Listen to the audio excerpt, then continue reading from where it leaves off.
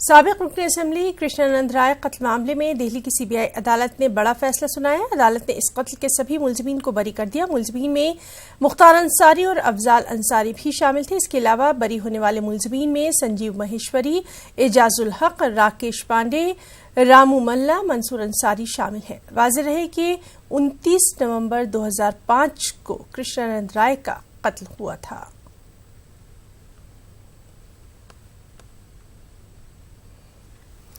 किसी भी तरह के तशद्दुद और नाइंसाफी के खिलाफ आवाज़ उठाना एक शहरी का जमहूरी और बुनियादी हक बनता है, लेकिन इस तरह के पुरअमन एहतजाज को भी मेरठ की पुलिस और जिला इंतजामिया दफ़ा 144 की खिलाफ वर्जी मानकर कार्रवाई कर रही है। तशवीशनाक बात यह कि कानून तोड़ने के इल्जाम में मुखबरी की निशानदही पर ऐसे अफराद की गिरफ्तारी की जा रही है जो कि मौके पर मौजूद ही नहीं थे।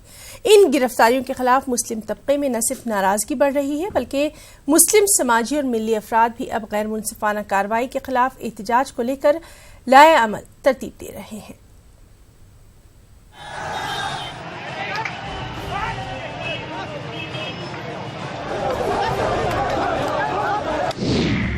हुजूमी तशद्दुद के खिलाफ एहतजाज में शमूलियत का शाखसाना। मेरठ पुलिस की बेजा कार्रवाई। बेकसूर मुस्लिम नौजवानों को लिया गया हिरासत में। अब तक 40 से ज्यादा अफराद को पुलिस ने लिया हिरासत में। बेकसूर नौजवानों से पुलिस ने मांगे बेगुनाही के सबूत देने के बाद कई नौजवानों को करना पड़ा रिहा। पुलिस कार्रवाई पर मुस्लिम तबके में सख्त नाराजगी। हुजूमी तशद्दुद का शिकार हुए तबरेज अंसारी के लिए इंसाफ के मुतालबे और इस तरह की बढ़ती वारदातों के खिलाफ 30 जून को मेरठ के फैज़-ए-आम इंटर कॉलेज में एक एहतजाजी और दुआया जलसे का इनेकाद किया गया था, जिसमें बड़ी तादाद में लोगों ने शिरकत की। लेकिन जलसे के बाद वापस लौट रहे लोगों में से कुछ अफराद की नारेबाजी से नाराज होकर पुलिस ने भीड़ पर लाठीचार्ज किया और इसके बाद पुलिस और जिला इंतजामिया के आला अफसरान ने दफा 144 की खिलाफ वर्जी का हवाला देकर मुस्लिम नौजवानों को हिरासत में लेना शुरू कर दिया, जिनमें बड़ी तादाद ऐसे अफराद की थी जो मौके पर मौजूद ही नहीं थे। पुलिस ने इस मामले में युवा सेवा समिति के जिम्मेदारान के खिलाफ मामला दर्ज करने के साथ ही सैकड़ों नामालूम अफराद के खिलाफ भी मामला दर्ज करके अब तक 40 से ज्यादा मुस्लिम नौजवानों को हिरासत में लिया है। बेकसूर नौजवानों की गिरफ्तारी से मुस्लिम तबके में खौफ और गुस्से का माहौल नजर आ रहा है। तबरेज अंसारी के साथ में जो जुल्म और ज्यादती हुई उसके खिलाफ हमने आवाज़ उठाई, एक मेमोरेंडम पेश किया और वहाँ दुआ कराई और उसके बाद हमने जुलूस का कोई ऐलान नहीं किया और जुलूस जो है नहीं निकला। लेकिन लोग अपने घरों को तो वापस जाएंगे ही। जो लोग भी अपने घरों को जब वापस जा रहे थे जहाँ से आए थे तो जाहिर है कि उसको जुलूस करार दिया गया और ये कहा गया कि ये दफ़ा 144 के खिलाफ हुआ है। उनके मुखबिर जिन लोगों को नाम दिखा रहे हैं वो नाम जो है, यानी कई लोग जो थे वो मेरे साथ थे। जब हम एडीएम को मेमोरेंडम देने गए तो वहाँ भी मेरे साथ थे, लेकिन उनका नाम भी उसके अंदर शामिल है। मैं देखता हूँ कि वो किसी किस्म के जुलूस में भी नहीं थे, कहीं भी नहीं थे। दफा 144 की खिलाफ वर्जी और हंगामा करने के इल्जाम में हिरासत में लिए गए कई बेकसूर मुस्लिम नौजवान अपनी बेगुनाही का सबूत पेश करने के बाद छोड़ दिए गए हैं। ड्यूटी था क्लिनिक, उसने किया सुबह 10 से लेकर 11 तक। उसके बाद 11 बजे के बाद वो बच्चा घर चला गया और उसके बाद मालूम हुआ कि उस बच्चे को अरेस्टिंग कर ली। बच्चा बेकसूर था। अगले दिन पुलिस के महकमे के लोग आए और उन्होंने आने के बाद सीसीटीवी कैमरे की जांच की। उसके बाद उन्होंने पाया कि वो ऑन ड्यूटी था बच्चा। रात उसकी रिहाई कर दी गई, मगर कुछ बच्चे ऐसे हैं जो बेकसूर हैं, वो भी अरेस्टिंग में हैं। मुस्लिम नौजवानों के खिलाफ पुलिस कार्रवाई को लेकर मुस्लिम तबके में बेचैनी और बेइत्मीनानी नजर आ रही है। समाजी और मिली तंजीमों के जिम्मेदारान अब इस मामले को लेकर सख्त रद्द-ए-अमल जाहिर कर रहे हैं। हम इंतजामिया से, जिसमें कमिश्नर हैं, डीएम हैं और नए एसएसपी हैं, इन लोगों से बातचीत करेंगे कि ये सिलसिला जो है गिरफ्तारियों का जो है बंद किया जाए और अगर नहीं बंद करते हैं तो हमें भी गिरफ्तार किया जाए। हमको ये पता लग रहा है कि वो वहाँ मौजूद भी नहीं थे और उनको कोई पड़ोसी ने कह दिया या किसी से कुछ मुखालफत है उसने कह दिया, उसको पकड़ के जेलों में बंद कर रहे हैं। ये गलत हो रहा है। जमीयत उलमा इसकी मुखालफत करती है और अभी जमीयत उलमा का एक वफद आला अधिकारियों से मिलेगा और उसके खिलाफ हम आवाज़ उठाएंगे। वहीं बेकसूर मुस्लिम नौजवानों के खिलाफ पुलिस कार्रवाई को लेकर जिला इंतजामिया का रवैया भी बेहद गैर जिम्मेदाराना नजर आ रहा है। बिना सबूत नौजवानों को हिरासत में लेने वाली पुलिस लोगों से बेगुनाही का सबूत मांग रही है। अगर कोई स्पेसिफिक आपके बात हो तो आप मुझे बता दीजिए, नहीं तो एसपी सिटी साहब हैं, देख लेंगे। मुजाहिरीन पर लगाए गए इल्जामात का खुद सबूत पेश न कर पाने वाली मेरठ पुलिस कार्रवाई को लेकर अब खुद सवालों के घेरे में है। न्यूज़ 18 उर्दू के लिए मेरठ से तंजीर अंसार की रिपोर्ट। बीजेपी के साबिक सदर और senior leader doctor Murli Manohar Joshi ने इलाहाबाद में वाक़ अपने रिहायशी बंगले को फरोख्त कर दिया। इलाहाबाद के टैगोर टाउन में वाक़ इस बंगले में डॉक्टर मुरली मनोहर जोशी तकरीबन 60 बरसों तक रहे। मुरली मनोहर जोशी ने अपने सियासी करियर का आगाज भी इसी मकान से किया था। इलाहाबाद यूनिवर्सिटी में अपनी मुलाजिमत के दौरान डॉक्टर जोशी इसी बंगले पर रहते थे। तकरीबन 1000 मुरब्बा गज पर मुश्तमिल इस मकान को डॉक्टर मुरली मनोहर जोशी ने अपने 2 पड़ोसियों के हाथों 5 करोड़ 70 लाख में फरोख्त किया। डॉक्टर जोशी के इस बंगले के फरोख्त हो जाने से बीजेपी की सियासी तारीख के एक बाब का ही खात्मा हो गया। पिछले 60 साल से नेबर्स रहे हैं, पड़ोसी रहे हैं हमारे, और हमारे यहाँ इस घर में आने के 2 साल बाद डॉक्टर जोशी यहाँ पर आए थे। तब उनकी शादी नहीं हुई थी, he was a bachelor then, और तब से उन्हीं के साथ हम रहते हैं। हम लोग के बड़े अच्छे संबंध रहे हैं। हमारे चूँकि फादर भी यूनिवर्सिटी में थे, प्रोफेसर पॉलिटिकल साइंस के थे, और ये भी प्रोफेसर फिज़िक्स में उसी यूनिवर्सिटी में थे, तो इसलिए अच्छी खासी दोस्ती थी दोनों में। ये डॉक्टर साहब लगभग 60 साल से यहाँ थे। ये बंगला मुखर्जी का था, पूरा कंपाउंड। तो डॉक्टर साहब ने 60-65 साल पहले लगभग इनको खरीदा था। आज वो सेल कर रहे हैं इसको। हम लोगों ने, हमारे से इनसे सौदा हुआ, उसके बाद हमने इसको 3 पार्ट में बेचा है। डॉक्टर आनंद मिश्रा को इधर दे दिया है, 2 लोग को पीछे दिया है, और उनके छोटे भाई जो हैं आनंद मिश्रा के अन्नू मिश्रा, उन्होंने 100 गज का प्लॉट आगे लिया है। 4 हिस्से में इसको बेचा गया है। 6 करोड़ में ये तय हुआ है। जिले के प्राइवेट अस्पताल, पैथोलॉजी और नर्सिंग होम में बेज़ाब्तियों की शिकायतों पर जिला इंतजामिया की जानिब से की जा रही छापेमारी के खिलाफ आज जिले भर के प्राइवेट डॉक्टर्स ने एहतिजाजी मुजाहरा किया। Indian doctors association Aligarh unit और प्राइवेट डॉक्टर्स एसोसिएशन के ज़ेर इत्माम जिले भर के डॉक्टर्स ने जिला इंतजामिया की कार्रवाई पर एहतिजाज दर्ज करते हुए चीफ मेडिकल ऑफिसर के दफ्तर का घेराव किया, जहां सीएमओ डॉक्टर ML अग्रवाल की गैर मौजूदगी में deputy CMO doctor PK Sharma से मुलाकात करके एक मेमोरेंडम सौंपा गया। हमारी डिमांड ये थी कि एक तो किस नियम के तहत और किस आदेश के तहत आप लोगों ने हमारे यहाँ कार्रवाई करी है। हॉस्पिटल्स में जो आप लोग आए हैं, किस आदेश के तहत आए हैं, और जिस तरह से ACM भी साथ में पहुंची हैं, डिस्ट्रिक्ट एडमिनिस्ट्रेशन साथ में पहुंचा है, उसकी क्या वजह थी और किस आदेश के तहत आप लोग पहुंचे। वास्तव में जो गलत आदमी उन्हीं पे कार्रवाई हो रही है, तो इन्हें ऐसा महसूस हो रहा कि जो मतलब अच्छे डॉक्टर्स हैं, बिल्कुल सही काम कर रहे हैं, उन पर भी कार्रवाई हो रही है। तो आज हमने इनको संदेश दिया कि जहाँ पे वास्तव में कमियाँ पाई जा रही हैं, हम केवल वहीं पर छापे डाल रहे हैं, और जो हम सामान्य जनता का भलाई कर रहे हैं, इसमें कुछ सामान्यतः मरीज साधारण बीमारियों को आप ICU में भर्ती करके दिखाते हैं और उसको उतना चार्ज भी कर रहे हैं, तो ये सामान्य जनता पे मतलब उसके एक खिलाफड़ है। कहते हैं कि अदीब और फनकार दूसरों के लिए ही जीते हैं। इस तस्वुर को अमली शक्ल देने के लिए हिंदी के मशहूर अदीब और दानिश्वर यश मालवीय ने बादस्मर्ग अपने जिस्म का अतिया करने का ऐलान किया है। यश मालवीय ने इसके लिए बाज़ाब्ता तरीके से इलाहाबाद मेडिकल कॉलेज में अपनी वसीयत के कागजात भी जमा करवा दिए हैं। यश मालवीय का कहना यही है कि जिस्म तो फानी है, अगर मरने के बाद भी जिस्म के आज़ा किसी के काम आ जाए तो इससे बड़ी कामयाबी और कोई नहीं हो सकती। यश मालवीय का कहना था कि हकीकी अदीब वही है जो कि अपनी मौत के बाद भी लोगों के दरमियान जिंदा रहे। भर के बाकायदे मोतीलाल नेहरू जो वो है मेडिकल कॉलेज, उसमें दे दिया है प्रधानाचार्य के उसमें, और उन्होंने कर दिया। आज सारे पक्के कागज़ भी मिल जाएंगे। और इसमें बल्कि घर में बच्चे कुछ उदास भी हुए, तो बच्चों को हमने बताया भी कि ये ऐसा थोड़ा ना कि हम आज विदा होने जा रहे हैं, लेकिन जब भी विदा हो तो हमारे बाद ज़िंदगी के बाद ज़िंदगी का जो कॉन्सेप्ट हो सकता है कि, और लेखक तो अपनी मौत के बाद ज़िंदा होता है एक बार नए सिरे से।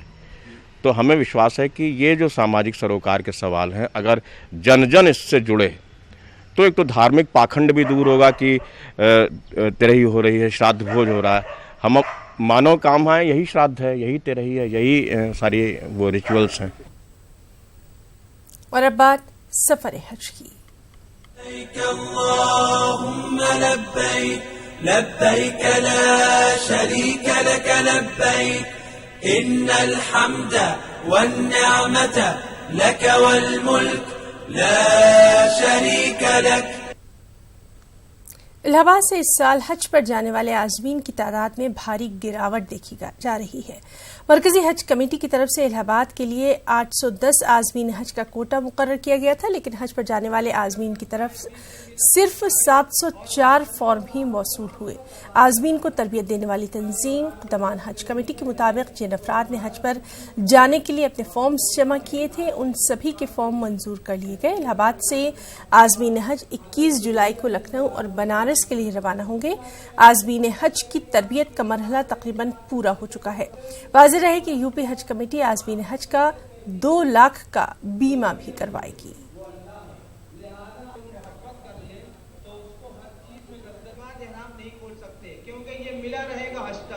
बहुत सारी चीज़ें ऐसी हैं जो बॉम्बे में डिस्प्ले होती यहाँ तक नहीं पहुँच पाती, तो वो स्पेशल सीडी लेके आए और सीडी भी दिखाया, उस पर पूरे फोकस के साथ में उन्होंने स्पीच भी दी। तो अब ये कि लोगों को कुछ ज़्यादा मालूमात हुए जो कि यहाँ थोड़ा सा कम महसूस कर रहे थे हम लोग। ये स्टेप हम लोग इससे स्पेशल लिया इसमें। हम इस जो तरबियती कैंप स्टेट हज कमेटी द्वारा ऑर्गेनाइज करते हैं और इसमें जो भी हाजी जाते हैं वहाँ पे पूरे हज के अरकान, मदीना मुनव्वरा के फजीलत और आप हज कैसे करेंगे उसकी सारी तरबियत यहाँ हम मास्टर ट्रेनर द्वारा, हज ट्रेनर द्वारा दी जाती है और साथ ही साथ उलमा के द्वारा इस तरह उनको बताया जाता है जिससे वहाँ पर जाकर अच्छी तरीके से अपने हज के फ़राइज़ को अंजाम दे सके और पूरी तरह सही हज कर सके। अक़लियती तालीमी इदारों और मदारिस इस्लामिया से जुड़े लोगों का मानना है कि अगर दीनी तालीम को दुनियावी तालीम से हम आहंग नहीं किया गया तो आने वाले वक्तों में अक़लियती तलबा के लिए मसाइल मज़ीद पेचीदा हो जाएंगे।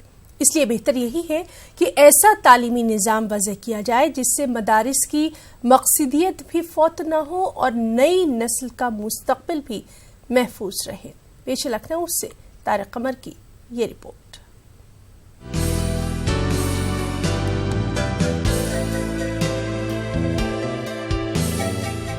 मदारिस की जदीदकारी के पस मंजर में हुकूमत के क्या मंसूबे और मकासद हैं, ये एक अलग मसला है। लेकिन सवाल ये भी है कि क्या वाकई महज मदारिस की तालीम के जरिए मौजूदा अहद में तलबा के समाजी, माशी और दीगर अहम मसाइल हल हो सकते हैं? अगर हो भी सकते हैं तो क्या जिंदगी का वो वक़ार व मयार भी कायम रह सकता है जो दूसरी कौमों और तबकों के लोगों को हासिल है? आज की ज़रूरत ये है कि इंसान जो अपनी दीन के साथ जुड़ा हुआ है, आखिरकार वो महीशियत के एतबार से और इकोनॉमी के एतबार से और दुनियावी ज़रूरत के एतबार से भी एक्विप्ड हो, क्वालिफाइड हो, एफिशिएंट हो। इस मामले के लिए भारत सरकार और उत्तर प्रदेश की सरकारें भी मदरसों को मॉडर्नाइजेशन के साथ जोड़ने के लिए काफ़ी वक्त से तहरीक चला रही हैं और हमें इस बात की बेहद मसरत और ख़ुशी है कि इरम एजुकेशनल सोसाइटी पिछले 50 साल से अपने कायम होने के पहले दिन से इब्तदा से ही मॉडर्नाइजेशन को मदरसों के साथ जोड़ने का एक ख्वाब भी देखती है और इसको एक मिशन की तरह काम करती है। हुकूमत ने जदीदकारी के नुमा पर मदारिस के तालीमी निज़ाम को तब्दील करने की कोशिश की और अच्छी कोशिश की, लेकिन साथ ही मदारिस का बुनियादी तशख़्ख़ुस और मकसद भी कहीं मुतासिर हुआ। इसलिए अभी तक सरकारी सतह पर किए जाने वाले इक़दामात को मशकूक निगाहों से देखा जाता है। ताहम लोग ये मानते हैं कि बगैर असरी तालीम के सिर्फ मजहबी तालीम जिंदगी के तमाम मसाइल हल नहीं कर पाएगी।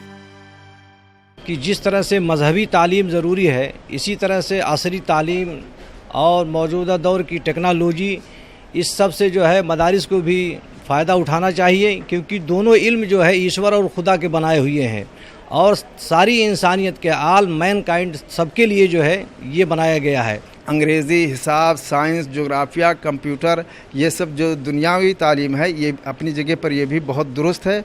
अगर ये सब तालीम नहीं रहेगी तो दुनिया कमज़ोर हो जाएगी, अगर दीन की तालीम नहीं रहेगी तो आखिरत कमज़ोर हो जाएगी। तो दोनों तालीम का हासिल करना ज़रूरी है। अहम पहलू ये भी है कि जब तक तशकीक सफ़र करती रहेगी उस वक्त तक मतलूबा हम आहंगी का हुसूल नामुमकिन है। कहीं न कहीं मदारिस से मुंसलिक लोगों को इस बाब में खुद पेशरफ्त करने की ज़रूरत है। मदारिस के तलबा के लिए दीनी तालीम के साथ साथ दुनियावी तालीम कितनी ज़रूरी है इसका अंदाज़ा आप बखूबी लगा सकते हैं। अगर वाकई इन बच्चों को दुनियावी तालीम से महरूम कर दिया गया तो इनका मुस्तकबिल रोशन नहीं हो सकेगा। लिहाजा ज़रूरत इसी बात की है कि कोई ऐसा तालीमी निज़ाम साथ लेकर चलें जिसकी बुनियाद पर इनकी आखिरत तो अच्छी हो ही सके, साथ ही दुनिया में वो सब कुछ इन्हें फराहम हो जाए जो दूसरी ज़बानों दूसरे मज़ाहिब के लोगों को मिल रहा है। कैमरामैन सुधीर जायसवाल के साथ न्यूज़ 18 उर्दू के लिए तारिक कमर, लखनऊ। पानी के तहफ़्फ़ुज़ के लिए मरकज़ी हुकूमत की जानिब से चलाई जा रही मुहिम की आमिर खान ने हिमायत की है। पानी के तहफ़्फ़ुज़ के लिए न्यूज़ 18 भी मुहिम चला रहा है। हम लोग ने एक्चुअली पानी में करीबन 4 साल पहले काम शुरू किया, 4 से थोड़ा सा आपको याद होगा हम शो करते थे सत्य में जयते, उसमें हम लोग उसका एक हिस्सा करते थे जी। और हमने जब 3 सीजन्स किए सत्य में जयते के, उसके बाद हमको लगा कि आगे क्या किया जाए। हम लोग एक 4था सीजन लेके आए, अलग अलग टॉपिक्स लेके या किसी एक विषय को लेके उसी के साथ जुड़ के काम करें, और हमको लगा हमें ऐसा करना चाहिए। तो सत्यजीत और मैं हम दोनों सत्य में जयते कर रहे थे और हमको लगा कि पानी एक ऐसा विषय है जो हमें उसके साथ काम करना चाहिए। और शुरू हम महाराष्ट्र से करना चाहेंगे क्योंकि हम दोनों महाराष्ट्रियंस हैं और हर साल हम देखते हैं कि यहाँ सूखा पड़ता है महाराष्ट्र में। बहुत सारे एरियाज हैं महाराष्ट्र में जहाँ बारिश बहुत कम गिरती है। तो ये सोच के हमने शुरू किया पानी फाउंडेशन। पहले हमने करीबन 6-8 महीने लगाए रिसर्च में, सत्या गांव-गांव में घूमा, महाराष्ट्र के बहुत सारे इलाकों में घूमा और हमने समझने की कोशिश की कि ये समस्या क्या है, कैसी है, इसमें और लोगों ने क्या क्या काम और ऑलरेडी कर चुके हैं, क्या कोशिशें हुई हैं और किस तरह से हम इसमें अपना योगदान दे सकते हैं। तो हमें ये बहुत इम्पोर्टेंट लगा।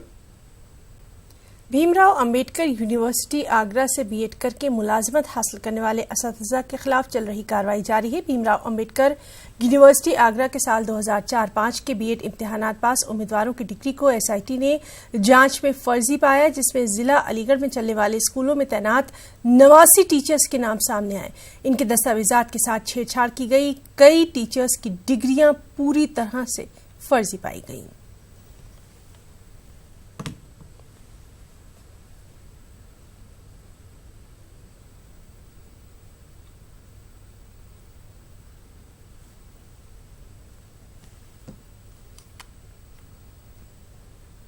आज पटना के हज भवन से आज़मीन हज का पहला काफिला रवाना होगा। इसी सिलसिले के तहत हज भवन में एक दुआया मजलिस का एहतमाम किया गया। इसमें बिहार के वज़ीर आला नीतीश कुमार ने भी शिरकत की। इस मौके पर नीतीश कुमार ने आज़मीन हज को मुबारकबाद पेश की और कहा कि मैं खुशकिस्मत हूं कि दुआ की मजलिस में शिरकत कर रहा हूं। नीतीश कुमार ने आज़मीन हज से रियासत की खुशहाली के लिए भी दुआ करने की अपील की। वाज़ेह है कि आज़मीन हज आज पटना से गया के लिए रवाना होंगे और गया से 4 जुलाई को 280 आज़मीन हज मदीना के लिए मुक़द्दस सफर पर रवाना होंगे।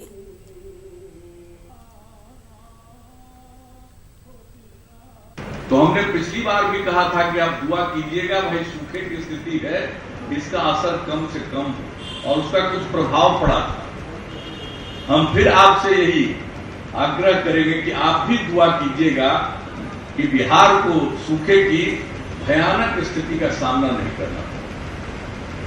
और अगर कुदरत की ये देन है कुछ हो गया तो यही दुआ करेंगे, चाहे कुछ भी स्थिति हो, हम एक साथ मिलकर ऐसी परिस्थिति का मुकाबला करेंगे, एक दूसरे का साथ देंगे और सब मिलकर अगर ऐसा भी कुदरती आ जाता है माहौल तो उससे सबको रिलीफ दिलाने की कोशिश करेंगे। बिहार असेंबली के बाहर आरजेडी और कांग्रेस लीडरों ने दिमागी बुखार के मामले में एहतजाज किया। एहतजाजियों ने वजीर सेहत मंगल पांडे से इस्तीफे का मुतालबा किया। एहतजाजियों ने नारेबाजी की। आरजेडी लीडर राबड़ी देवी ने दिमागी बुखार के इलाज में लापरवाही पर कहा कि बिहार हुकूमत को शर्म आनी चाहिए। उधर कांग्रेस लीडर प्रेमचंद्र मिश्रा ने कहा कि हुकूमत शोबा सेहत में बेहतर काम करने के दावे कर रही है, लेकिन सुप्रीम कोर्ट में जो हलफनामा दाखिल किया गया वो सरकार के दावों की कलई खोल रहा है।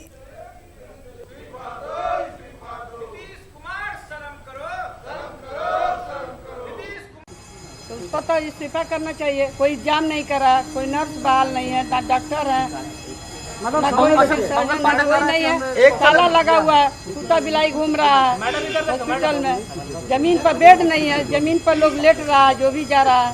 मुजफ्फरपुर में बच्चे मर रहे हैं और यहाँ पर आम का पेड़ दिया जा रहा है माननीय लोगों को, तो क्या विधानसभा में आम बांटा जा रहा है? मैडम विधानसभा में आम बांटा जा रहा है, सारे माननीय लोगों को ना, मीडिया के लोग आम खा रहा है, भाजपा वाले आम खाए, सारे भाजपा वाला खाएगा, जदयू वाला आम खाएगा, गरीब आदमी मर रहा है, इनका आम सुन रहा है। सरकार को शर्म आना चाहिए, भारत सरकार को, राज्य सरकार।